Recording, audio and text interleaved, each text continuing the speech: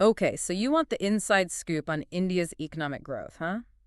Well, everybody does right now. Buckle up because today we're going deep beyond the headlines. Deeper than deep. Exactly. Yeah. This is the deep dive. And today we're talking all things India and their incredible economic journey.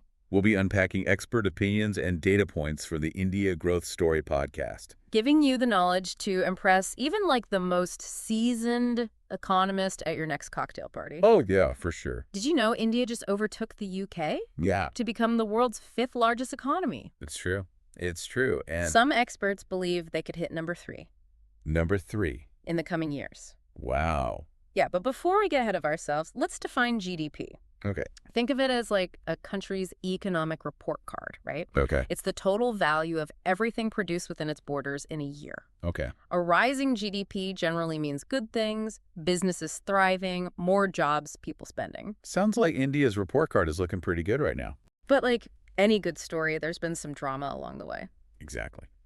We'll take a quick tour through India's economic roller coaster over the last couple of decades. Fasten your seatbelts for the 1991 economic reforms, Oh, yeah. the demonetization event of 2016, the pandemic shock, Right. and now a powerful post-COVID recovery. This India Growth Story podcast says India's GDP is projected to grow around 6 to 7% in 2023-24. Yeah. That's huge, right? It is impressive putting them among the fastest-growing economies globally. Globally. The podcast hosts Arian and Ria Okay. break down some key drivers. Okay. A young, energetic workforce, rapid digital transformation, think booming startups and online services, Oh, yeah. and smart government initiatives like Make in India I've heard of that. and infrastructure investments. So it's all sunshine and rainbows then? Well, not quite.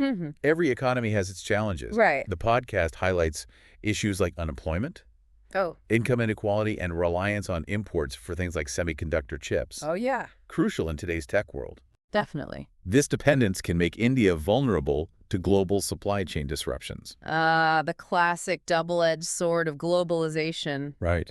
But Arian and Ria seem pretty optimistic about India hitting that coveted $5 trillion economy mark soon. They do, and their optimism isn't unfounded.